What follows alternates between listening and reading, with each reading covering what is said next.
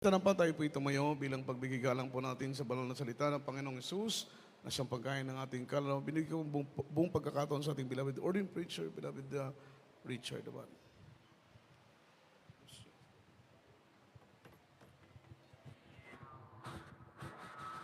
Praise the Lord. Puri po ating mahal na po. God bless you sa ating beloved co-preacher, Brother Jojo Abad. Puri po ating mahal na po. Yung tayo pong lahat ay manalangin, minamahal. Samahan niyo po ako. Hallelujah.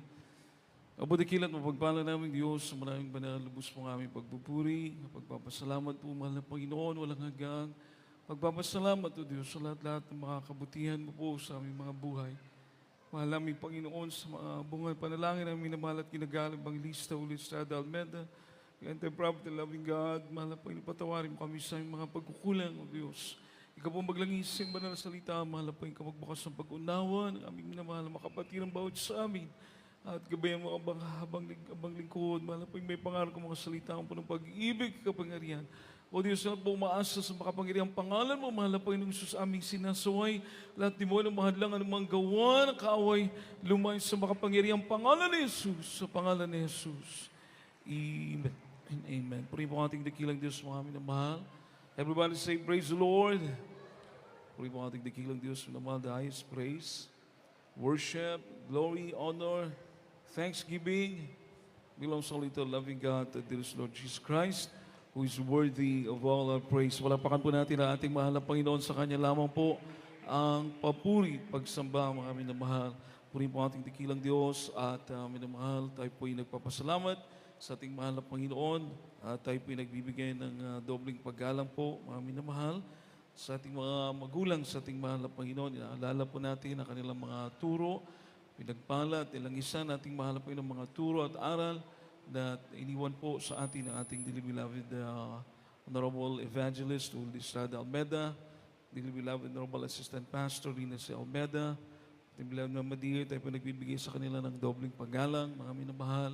Praise the Lord. At ganyan po, tayo po nagpapabot with love and respect to all the beloved Almeda children and their families, sa buong sambahayan po, nating beloved parents of the Lord. Tayo po yung nagpapaabot ng ating paggalang at pagmamahal.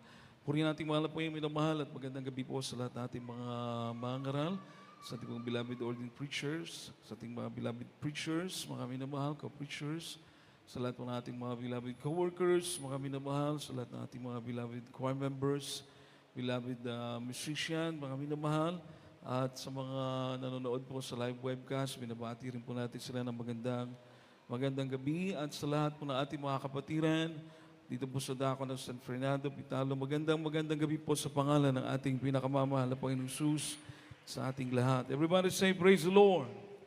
Puri po ating dakilang Diyos, minamahal, at tayo po'y tuloy-tuloy na po minamahal. Tayo po'y dadako sa pakikinig ng salita ating mahal na Panginoon. At ang ating pong pag-aaralan minamahal sa gawin it's about predestined. Yung pagtatalaga po ng ating mahal na Panginoon. Ito pala ang paglilingkod sa Diyos, mga minamahal, we are ordained, we are predestined.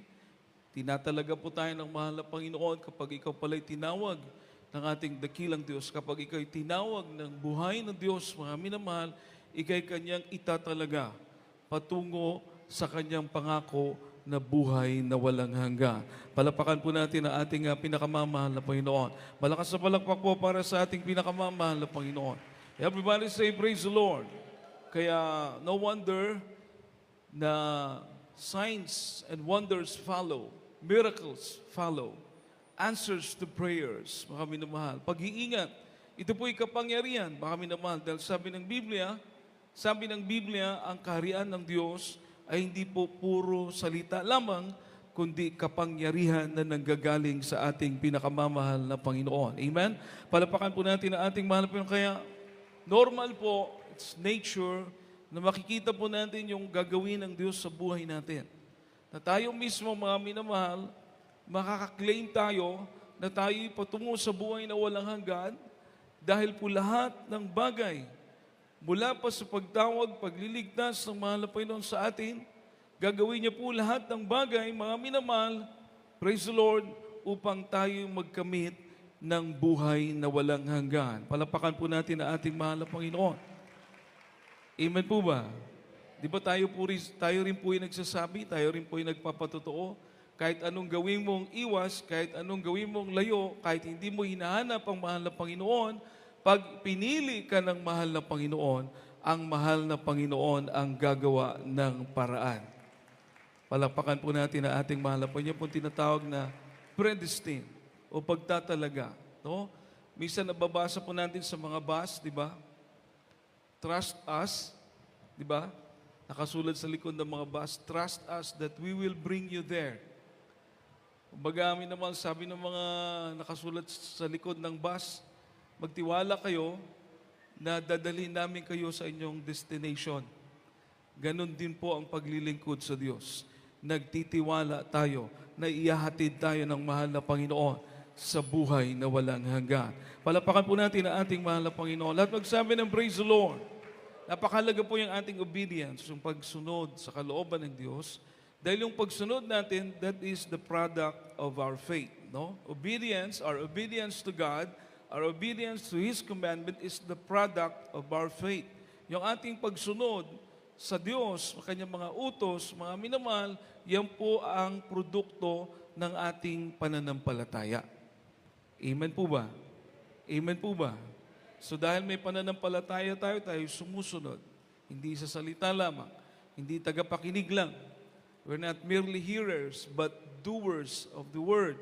Hindi lang po tayo tagapakinig, kundi tagatupad ng salita ng Diyos. Sabi po ng 1 Corinthians chapter 2, verse 6 to 9, mga minamahal, basahin po natin. From the first epistle of Paul to the Corinthians, chapter 2, verse 6 to 9. Howbeit we speak wisdom among them that are perfect, ye not the wisdom of the world, nor the princes of the world that come to naught.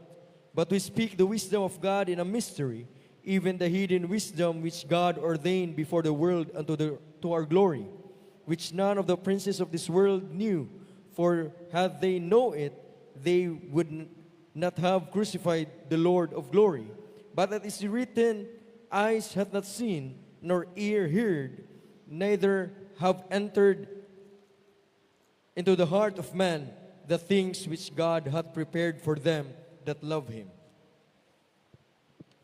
Dito po sa aklat ng unang Korinto, Kapitulo 2, ang talatay 6 hanggang 9. Sa 6, gayon man ay nagsasalita kami ng karunungan sa may mga may gulang, bagaman hindi ng karunungan ng sanlibutan ito o ng mga may kapangyarihan sa sanlibutan ito, na ang mga ito'y nangauwi sa wala.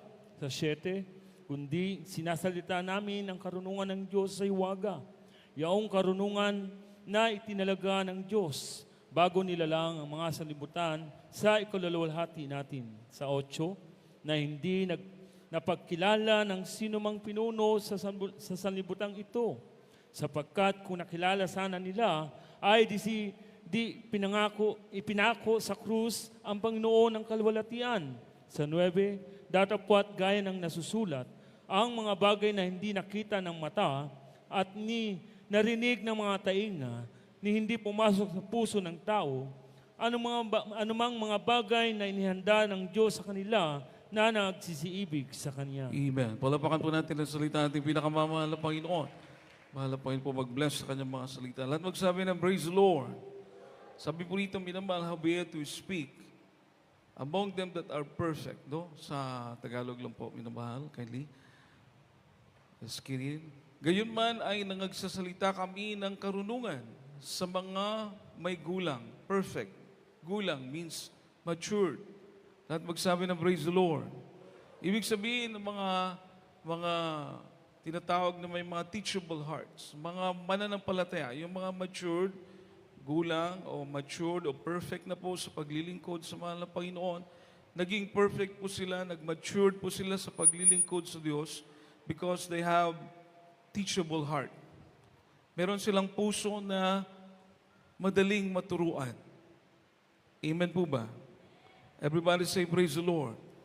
Pag nasa tunay na paglilingkod, tayo nasa tunay na paglilingkod, if you have a teachable heart, kapag meron kang puso, mga minamahal, na willing to learn, especially sa mga spiritual na bagay, and not only to hear, but to do, mga minamahal, tayo po'y nagiging perfect. Hindi lang tayo nakikinig, ginagawa po natin ito, tayo daw po ay nagiging perfect. So imagine, kapag nangungusap ang mahal na Panginoon, ginagamit ang kanyang mga mangaral, they share wisdom to those who are perfect. Ang isinishare po, wisdom, karunungan na nanggagaling sa Diyos at na-absorb po ito ng mga Kristiyano na matured na at may pusong handang matuto sa pagsunod sa kalooban ng Diyos. Mga minamahal, makapalakpak po ba tayo sa ating pinakamamahal na Panginoon? Lahat po magsabi ng praise the Lord. Lumalawak po ang ating pag-unawa. Amen po ba? Amen po ba? Hindi na po magdaling matisod. Siguro minsan nagtatampo, minsan nasasaktan, pero hindi tatalikod sa paglilingkod sa ating pinakamamahal na Panginoon. Makapalakpak po ba tayong lahat sa ating mahal na Panginoon, mga minamahal? Dahil ang wisdom na binibigay po sa atin is not of this world, not the wisdom of this world, even this present time. Yung wisdom na na-absorb po natin sa paglilingkod sa Diyos, malayo sa wisdom na sinishare ng sanlibutan. Narinig po niyo yung patutuo ng ating mahal na kapatid, mga minamahal, no? Na-check up siya na merong spot yung kanyang lungs. Na-worried yung mga doktor sa dako ng Japan. High-tech po yan sila, mga minamahal. Na-worried. Pero sabi ng ating mahal na kapatid, nag-decrease siya sa kanyang faith. Sabi niya, buhay ang Diyos. We have a living God. We're serving a living God in the banner of the Jesus Miracle Crusade International Ministry. Sabi ng doktor, okay, let's see. Tingnan natin. Pag yan ay lumaki, ibig sabihin, we need to, alam nyo na, gagamutin siya, magkakaroon ng medication pag lumaki yung spot. Pero mga minamapurihan ng mahal na Panginoon, habang siya naglilingkod, dumadalo, pinaliit ng ating mahal na Panginoon yung spot sa kanyang lungs, dahil buhay ang ating Diyos. Palapakan po natin ang ating pinakamamahal na Panginoon. Everybody say, praise the Lord. Saan po natin na-acquire ang wisdom na yan? Sa mahal na Panginoon. Amen po ba? Sino ginamit ng Diyos? Ang ating beloved parents in the Lord. Amen? Amen? Alam natin na kailangan tayong dumalo pag may problema. Kahit walang problema, kailangan nating dumalo. Kailangan nating mag-attend sa gawain ng mahal na Panginoon. Lalong-lalo na if we pray for our health, nananalangin tayo para sa ating kalusugan, dadalo tayo ng dadalo. Kung gusto nating ingatan tayo ng mahal na Panginoon, dadalo tayo ng dadalo. Bakit? Sapagat hindi nasasayang ang bawat pagdalo natin sa gawain ng ating mahal na Panginoon. Palapakan po natin ating dakilang Diyos. And this is wisdom. Amen. This is wisdom. Wala po ito sa ibang, di po tayo naninira, galing tayo sa reliyon. Wala ito. Lalabas, papasok ka ng simbahan, paglabas mo, pumasok ka na sugarol, paglabas mo, sugarol ka pa rin. Sisimba ka, bakla, tomboy, paglabas mo, ganun ka pa rin. Amen po ba? Everybody say, praise the Lord. Pero dito, binago tayo ng ating pinakamamahal na Panginoon. Makapalakpak po tayo na malakas sa ating mahal na Panginoon. And this is wisdom. This is wisdom, mga minamahal. Ito'y karunungan na nanggagaling sa Diyos. Amen? Imagine, buhay pa tayo. Yung ating paglilingkod, may katiyakan na ang ating paglilingkod ay kalooban ng ating pinakamamahal na Panginoon. Amen? Sabi po rito, minamahal, hindi daw po ito alam, nor the princes of this world knoweth this knowledge and wisdom. Kahit na po yung mga prinsipe, no, sabi po rito, o mga kapangyarihan sa libutan ito ng mga ito'y nangauwi sa wala. Para sa kanila, it's nothing. And their wisdom is for nothing. Yung kanilang karunungan ay baliwala, mga minamahal. Amen? Amen? Tingnan mo, nakakalungkot. Maging ating pamahalaan, mga minamahal, talagang pag-corruption ng pag-uusapan, nako. O di, ang nasa isip ng mga, hindi naman siguro lahat, pero ang nasa isip ng mga politician, minamahal, pera, yumaman. Na yung mga bagay na yan, pagdating ng panahon, iiwan din natin. Amen po ba? Tsaka tingnan mo, pag ikaw'y may sakit na, pag nasa banig ka na ng karamdaman, hindi mo na maalala yung masarap na pagkain. Hindi mo na maisip yung mamahaling sasakyan. Hindi mo na maisip yung kayamanan mo, yung maganda mong bahay. Ang iniisip mo, gumaling ka. Amen po ba? Pati pagtulog, kung pwede mong bayaran para makatulog ka, babayaran mo. So kung iisipin mo, hindi pala material na bagay ang mahalaga. Ang mahalaga pala, malusog ka, payapa ka, may kagalakan ka, lalong-lalo na kasama mo ang Diyos.